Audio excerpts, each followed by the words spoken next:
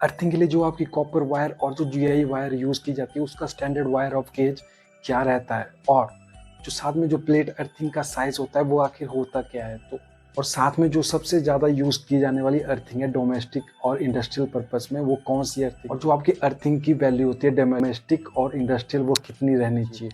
जय हिंद दोस्तों, this is विनय ठाकुर। तो कैसे हैं आप लोग? आई होप सारे अच्छे होंगे। तो आज का जो हमारा टॉपिक रहने वाला है वो होगा अर्थिंग के बारे में।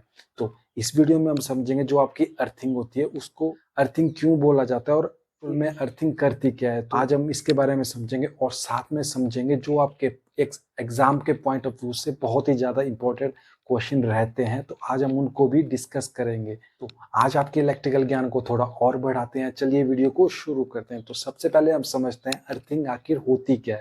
देखो, अर्थिंग जो आपका शब्द है ना, वो जो बना है वो बना है दो शब्दों को मिलाकर। अगर आप इसको डीपली समझोगे ना तो आप इसको कभी भी नहीं भूल पाओगे अपनी पूरी लाइफ में। देखो, अर्थ प्लस आईएनजी। अर्थ का मतलब क्या होता है? धरती। आईएनजी का मतलब क्या होता है? कोई चीज होना। मतलब अर्थ क्या है? कोई चीज कर रही है, यानी कि धरती जो है वो कुछ चीज कर रही है। वो क्या कर रही है? अब समझो इस बात को। धरती जो है वो प्रोटेक्शन प्रोवाइड कर रही है दो चीजों की। अब वो दो चीजें कौन सी है? दो, नंबर वन तो आपकी इलेक्ट्रिकल पावर सप्लाई से चलने वाले जो भी इलेक्ट्रिकल इक्विपमेंट है उनकी, और नंबर टू पे आते हैं हम लोग, यानी कि ह्यूमन की सेफ्टी। यह दो टाइप की प्रोटेक्शन प्रोवाइड कराती है। अब प्रोटेक्शन किस चीज से करा रही है? हमें प्रोटेक्शन प्रोवाइड कराती है, जैसे मान लो आपके इलेक्ट्रिकल इक्विपमेंट में कोई भी लीकेज करंट या फिर इंस्टेंटेनियस चार्ज आ जाता है हाई अमाउंट का, तो वो क्या करेगा? अगर उसको कोई इंसान टच करेगा तो वह उसको डैमेज कर सकता है, यानी कि जो इंसान होगा वह लाइफ खतरे में पड़ सकती है, और साथ में जो इलेक्ट्रिकल इक्विपमेंट लगा है उसकी भी तो लाइफ खत्म हो सकती है। तो इसी से बचाने के लिए हम उसकी बॉडी को अर्थ करते हैं by a conducting wire. Conducting wire आपकी वो वाली हम यूज करेंगे जिसमें करंट इजिली फ्लो हो जाए। तो सब जल्दी करंट फ्लो कहाँ होता है? अगर आप इलेक्ट्रिकल फील्ड से हो तो आप जल्दी समझ जाओगे कि जो आपका इजिली करंट फ्लो करता है तो वह कब करता है? वह करता है जब आपका रेजिस्टेंस बहुत कम होता है, यानी कि जब सर्किट कम रेजिस्टेंस वाला होगा तो वो कोशिश करेगा करंट वहां से जाने की। ठीक है, तो इसीलिए हम कंडक्टिंग वायर का यूज करते हैं, जो आपकी कॉपर या फिर जीआई की वायर हो सकती है। टेक्निकल वे में अगर कोई आपसे पूछ लेता है कि अर्थिंग को डिफाइन करो, तो आप किस तरीके से डिफाइन करोगे? तो अब ये समझो, earthing is use to protect from leakage और instantaneous high amount of charge, यानी कि हाई अमाउंट ऑफ चार्ज होगा या फिर जो भी लीकेज करंट होगा उसको ग्राउंड करने का काम करता है earthing by using conducting wire which can be copper और जीआई वायर और स्ट्रिप। यही आपकी डेफिनेशन है एग्जैक्ट अर्थिंग की। अब आते हैं हम अर्थिंग को यूज क्यों किया जाता है। तो सिंपल सी बात है, अगर हम इसको यूज नहीं करेंगे तो जो हमारे इलेक्ट्रिकल इक्विपमेंट होंगे और जो हम होंगे, हमें क्या है कि जान का खतरा बना रहेगा। हमारी लाइफ क्या होगा? रिड्यूस हो जाएगी। इसीलिए हम क्या करते हैं, जो आपका जो हमारा इलेक्ट्रिकल इक्विपमेंट होता है उसको सेफ्टी प्रोवाइड कराते हैं, ताकि हमारा इलेक्ट्रिकल वाला इक्विपमेंट ज्यादा टाइम तक चले और जो इंसान है उसको भी वह शॉक से प्रिवेंट करता रहे। अब आते हैं कि जो हमारी अर्थिंग वायर होती है वो कौन सी हमें यूज करनी चाहिए। तो देखो, अर्थिंग वायर हमें वही यूज करनी है जिसकी कंडक्टिविटी ज्यादा है। अब देखो, जीआई और कॉपर में दोनों की कंडक्टिविटी में थोड़ा फर्क है। आप ऐसा मान लो कि जीआई अगर हाफ है तो कॉपर आपका 1 है, जीआई अगर 1 है तो कॉपर आपका डबल है, यानी कि जो कॉपर वायर की क्षमता है, जो कंडक्टिविटी है, वह जीआई से 2 गुनी है या फिर 2 मल्टीपल है। ठीक है, तो जब भी हम कॉपर वायर का यूज करेंगे तो उससे हम डबल जीआई वायर का यूज करेंगे, अगर इक्वल रखना है हमने तो इसीलिए हम क्या करते हैं, कॉपर और जीआई की स्ट्रिप यूज करते हैं। और जो हमारी वायर का साइज रहता है तो वह रहता है हमारा, अगर कॉपर की बात करें तो कॉपर का साइज जो मैक्सिमम डोमेस्टिक पर्पज के लिए रहना चाहिए वो होता है 3 mm स्क्वेयर, या फिर उससे कम का साइज भी हम ले सकते हैं। और साथ में अगर हमने जीआई का देखना है कि जीआई में कौन सी वायर का हम मैक्सिमम टाइम यूज करेंगे, तो जीआई में यूज करेंगे हम 6 mm स्क्वेयर, क्योंकि जीआई की कंडक्टिविटी थोड़ी कम रह जाती है कॉपर के कंपैरिजन में। ठीक, अगर हम इसको स्टैंडर्ड वायर ऑफ गेज में कन्वर्ट करेंगे तो जो हमारी कॉपर की वायर होती है उसको माना जाता है 14 SWG, यानी कि 14 स्टैंडर्ड ऑफ वायर गेज। और जो जीआई का होता है वो होता है 11 SWG। अब इसमें आपने कंफ्यूज नहीं होना है कि जो आपका ज्यादा है वह SWG में कम होता है। एक SWG एक प्रकार का ऐसा गेज होता है जिसमें हम वायर को डालते हैं तो उससे हम उसकी थिकनेस का पता लगा सकते हैं। उसी में क्या है कि उसको नंबरिंग वाइज स्लॉट बनाए गए होते हैं। जिस वायर में जो थिकनेस फिट आएगी उसको वो नंबर दिया गया।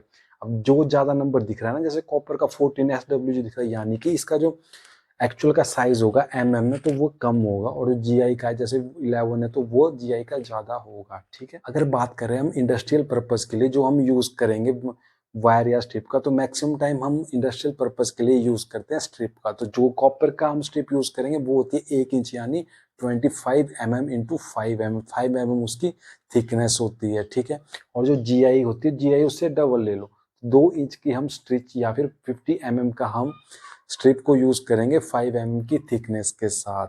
ये वाला जो यूज है वो है आपका इंडस्ट्रियल पर्पस के लिए। अब देखो, हमने इलेक्ट्रिकल इक्विपमेंट में वायर को तो जोड़ दिया, अब उसको धरती तक तो पहुंचा दिया, पर वो धरती में तो अभी ऊपर ही है ना।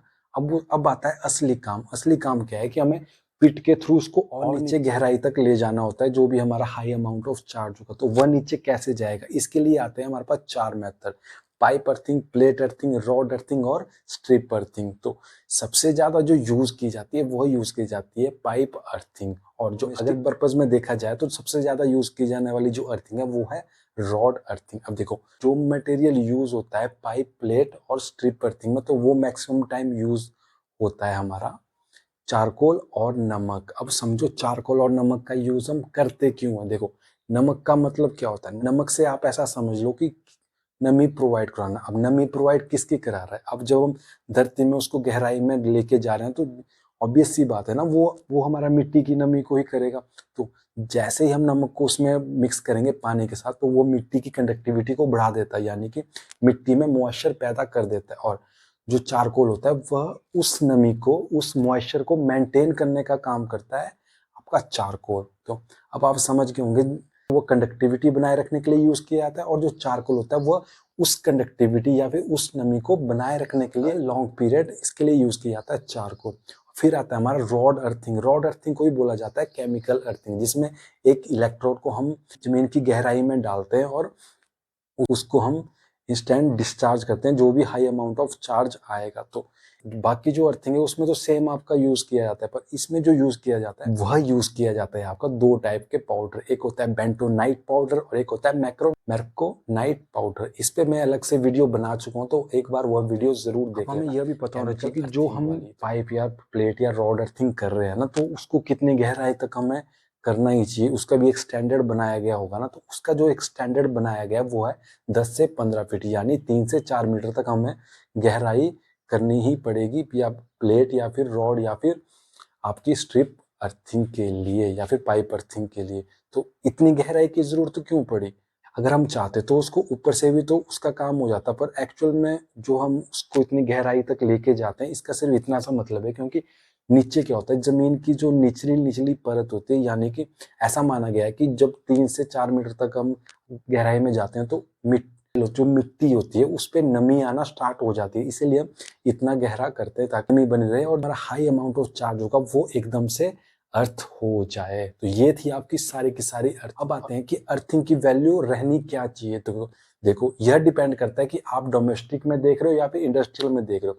अगर डोमेस्टिक में हम देखें तो जो आपकी वैल्यू है 2 से 5 ओम तक चल पड़ती है। अगर हम सबस्टेशन की बात करें, अगर बड़ा सबस्टेशन है तो हमें जो वैल्यू रहनी चाहिए वो आपकी 0.5 से 1 तक रहनी चाहिए। अगर उससे भी बड़ा पावर स्टेशन या जनरेटिंग स्टेशन है तो उसकी वैल्यू कम से कम होनी चाहिए, यानी कि 0.5 से भी कम ओम होनी चाहिए। अब आते हैं हम जो हमारे एग्जाम के पॉइंट ऑफ व्यू से इंपॉर्टेंट क्वेश्चन है अर्थिंग के बारे में। तो अब समझते हैं हम इस बारे में। देखो, कई बार यह क्वेश्चन पूछा गया है कि आइडली क्या है। आइडली जो अर्थ का पोटेंशियल रहता है वो कितना रहना चाहिए। तो आपको पता होना चाहिए कि जो आइडली मतलब उसमें कोई प्रैक्टिकली नहीं है। आइडली होता है कोई भी एक इमेजिनेशन। तो इमेजिनेशन मतलब एज पर इंडियन इलेक्ट्रिसिटी के रूल के तहत जो अर्थ का पोटेंशियल रहना चाहिए वो रहना चाहिए 0। अगर हम प्रैक्टिकली बात करें तो ये भी आपको पता होना चाहिए कि जो आपका प्रैक्टिकली जो पोटेंशियल निकल के आता है अर्थ का वो आपका 0 नहीं होता है, वो आपका 1 से 2 वोल्ट अप्रोक्स होता ही है। फिर आता है नंबर 2 क्वेश्चन कि हमारा जो मिनिमम डिस्टेंस होना चाहिए इलेक्ट्रिकल इक्विपमेंट से लेकर अर्थिंग पिट तक, वह कितना होना चाहिए। वह आपका होना चाहिए 1.5 मीटर, यानी कि 1.5 मीटर कम से कम होना चाहिए, तभी हम अर्थिंग पिट बनाएंगे 1.5 मीटर दूर इलेक्ट्रिकल इक्विपमेंट से। ये भी क्वेश्चन फिर आता है कि डोमेस्टिक पर्पस में सबसे ज्यादा यूज किए जाने वाली अर्थिंग क्या है। तो देखो यह डिपेंड करेगा आपके पास ऑप्शन क्या क्या दिए है। ज्यादातर क्वेश्चन पूछा गया तो उसके हिसाब से चले तो आपका मैक्सिमम टाइम रॉड अर्थिंग या केमिकल अर्थिंग आंसर पे होता है, तो आपने भी वही ट्राई करना है कि रॉड अर्थिंग ही मानी जाती है। अगर पूछा जाता है कि इंडस्ट्रियल पर्पस में कौन सी अर्थिंग ज्यादा यूज की जाती है, तो वह यूज की जाती है आपकी प्लेट अर्थिंग, क्योंकि वह ज्यादा इफेक्टिव जो ज्यादा अर्थिंग होती है वह पाइप वो आपकी प्लेट अर्थिंग ही होती है, पर जो आपकी कॉस्ट होती है वो थोड़ी ज्यादा हो जाती है प्लेट वाली अर्थिंग की। तो इसलिए क्या है कि जहाँ प्लेट वाली अर्थिंग होती है बहुत सी जगहों पे देखा गया है कि उसकी जगह पाइप अर्थिंग भी यूज कर लेते हैं। आपने देखना है कि आंसर पे कौन सा ऑप्शन कौन कौन से दिए गए हैं। वैसे जो इंडस्ट्रियल पर्पस के लिए मानी गई है वो है आपकी प्लेट अर्थिंग। अगर प्लेट नहीं होगा तो पाइप होगा, पाइप नहीं होगा तो रॉड होगा, ठीक है। अब बचती है हमारी स्ट्रिप अर्थिंग। स्ट्रिप अर्थिंग को भी समझ लो। स्ट्रिप अर्थिंग मैक्सिमम यूज की जाती है पथरीली इलाकों में या फिर जो आपकी हिली एरिया होते हैं उस पे यूज की जाती है। हाँ, हिली एरिया पे आपकी यूज की जाती है अर्थिंग, जो वो रॉड अर्थिंग भी होती है यानी केमिकल अर्थिंग भी होती है। ये भी आप याद रखना, ये भी पूछ लिया जाता है कई बार। अगला क्वेश्चन है जो आपकी अर्थिंग पिट की लेंथ होगी, यानी कि अर्थिंग पिट की जो गहराई होगी वो कितनी होनी चाहिए as per Indian electricity rule. तो वह आपकी होनी चाहिए कम से कम 3 से 4 मीटर या फिर 10 से 15 फीट तक होनी चाहिए। फिर आता है कि वायर का यूज करेंगे अर्थिंग के लिए वह कितने की होनी चाहिए। तो मैंने आपको पहले बता दिया कि 3 mm स्क्वायर की आपकी कॉपर और GI की यूज करेंगे तो 6 mm स्क्वायर पर। और ये भी आपको पता होना चाहिए कि जो वायरिंग के लिए हम वायर या केबल का यूज कर रहे हैं ना इंस्टॉलेशन के लिए, तो उससे वह हाफ नहीं होनी चाहिए। ये भी आपने ध्यान रखना है।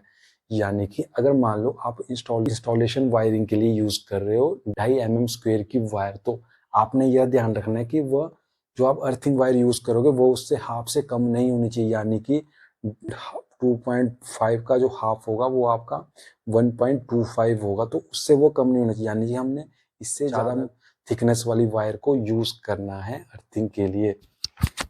फिर कई बार यह भी पूछ लिया जाता है कि जो आपका सॉल्ट होता है वह एक्चुअल में करता क्या है। तो आपको मैंने बता दिया कि जो आपका सॉल्ट होता है वह कंडक्टिविटी को बनाए रखता है। कंडक्टिविटी बनाए रखने के काम में लिया जाता है पानी के साथ मिक्स करके। कंडक्टिविटी किसकी? मिट्टी की। और साथ में समझ लो चारकोल भी। चारकोल जो होता है उस कंडक्टिविटी को मेंटेन करता है फॉर अ लॉन्ग पीरियड, यानी कि 2 से 3 महीने तक उसको मेंटेन करके दे देता है। फिर हमें पानी देने की जरूरत पड़ जाती है, तभी हम क्वार्टरली क्या करते हैं कि हमें अर्थिंग में पानी देने की जरूरत होती है। सबसे ज्यादा बार क्वेश्चन पूछा गया है अर्थिंग में तो वो है प्लेट अर्थिंग का। जो प्लेट का हम यूज करेंगे ना कॉपर की, तो उसका साइज कितना होता है, या फिर GI का जो हम प्लेट यूज करेंगे उसका साइज कितना होता है। तो आप ये बात ध्यान रखना, जो प्लेट में जो प्लेट वाली अर्थिंग है ना, जो उसमें प्लेट का साइज होता है तो वह होता है आपका 60 सेंटीमीटर इंटू 60 सेंटीमीटर, यानी कि लेंथ इंटू ब्रेथ, ठीक है, इंटू 3.18 mm। इसका ध्यान रखना, लास्ट वाली जो आपका नंबर है वो आपका mm में है। अगर इसको हम सारे कोई mm में करेंगे तो यह निकल के आएगा 600 mm into 600 mm into 3.18 mm। तो यह आपके कॉपर की प्लेट की हमारी पूरा एरिया निकल के आ गया, ठीक है। Length breadth into thickness. अगर हम GI की बात करें तो GI का लेंथ और ब्रेड्थ तो सेम होती है, पर उसकी थिकनेस थोड़ी सी मोटी कर देते हैं। कितनी मोटी करनी? क्योंकि वो थोड़ा उसको हम डबल यूज करते हैं। तो 600 mm इंटू 600 mm इंटू 6.34 या 36 mm, यह होता है हमारा GI की प्लेट का साइज। कई बार यह भी पूछ लिया जाता है कि अगर इंडस्ट्रियल पर्पज में अर्थिंग को मेजर कर रहे हैं तो तब तो हम मेजर कर लेते हैं हमारा मैगर से, या फिर हमारा जो अर्थ इंसुलेशन टेस्टर होता है या फिर अर्थ इंसुलेशन किट जो होती है उसके द्वारा हम मेजर कर लेते हैं रेजिस्टेंस की वैल्यू। पर जब हमें घर में पता करना है कि हमारी जो अर्थिंग है वह एक्चुअल में सही है या नहीं है, तो इसके लिए देखो मैं आपको एक मेथड बता देता हूँ। अगर आप चेक करना चाहें तो इससे भी आप पता लगा सकते हो कि आपके घर की वायरिंग का रेजिस्टेंस अच्छा है या नहीं है। तो इसके लिए आपके पास होना चाहिए मल्टीमीटर। तो मल्टीमीटर में आपने कुछ नहीं करना है, न्यूट्रल और फेस अर्थ के बीच की वोल्टेज को मेजर करना है। जो ये वोल्टेज है वो आइडियली तो 0 होती है, पर जब हम प्रैक्टिकली देखते हैं अगर वो 2 से 5 वोल्ट तक आ रहा है, तब यह माना जाता है कि आपकी जो अर्थिंग है वो वेल एंड गुड है, यानी कि बहुत बहुत ही अच्छी अर्थिंग है। अगर इससे ज़्यादा की वैल्यू निकल के आती है तो आपने समझ आना है कि जो आपकी अर्थिंग है वह अच्छे से काम नहीं करेगी जब आपके कोई भी प्रॉब्लम आएगी। अब देखो लास्ट क्वेश्चन ये है कि अर्थिंग और ग्राउंडिंग में क्या फ़र्क होता है। तो एक लाइन में इसका आंसर है, जो अर्थिंग होती है वो होती है नॉन करंट कैरिंग कंडक्टर को अर्थ करने के लिए यूज़ किया जाता है अर्थिंग, और जो ग्राउंडिंग होती है उसमें जो आपका अनबैलेंसिंग करंट होता है, या फिर आप ऐसा लेके चलो कि करंट कैरिंग कंडक्टर को अर्थ करने का काम करता है ग्राउंडिंग। फिर आता है हमारा सबसे लास्ट क्वेश्चन। अगर आपने 3 पिन का प्लग देखा होगा, जो उसका क्रॉस सेक्शनल एरिया होता है वो ज़्यादा रखा होता है, वो आखिर क्यों होता है।